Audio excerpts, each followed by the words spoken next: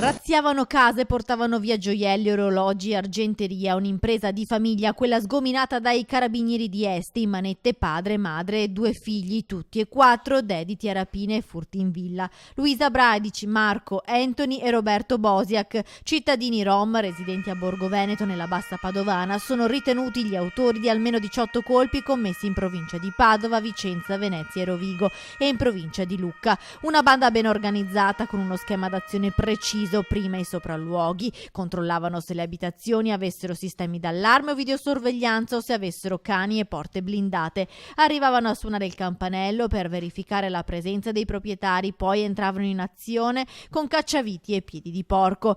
Per gli spostamenti in tutta la regione in Toscana avevano a disposizione un parco auto ben fornito, in uso a tutta la famiglia di etnia rom. Durante 2 colpi a Baone e a San Sino di Livenza i 4 hanno rubato anche delle armi, solo in parte ritrovate dai carabinieri. Ad ottobre invece 2 di loro sono stati fermati a Bassano del Grappa, accusati di ricettazione perché trovati in possesso di gioielli rubati.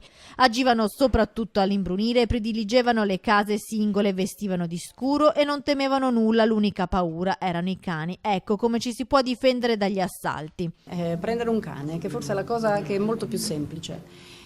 Poi, se è possibile, anche sistemi di videosorveglianza, ma basterebbe essere più attenti a inserire i sistemi di allarme e non mettere in posti scontati denaro, soldi e soprattutto le chiavi della cassaforte. I carabinieri hanno recuperato circa 170.000 euro di refurtiva. Per il momento la famiglia criminale è accusata di 18 colpi commessi in meno di un anno, ma la lista dei furti potrebbe allungarsi.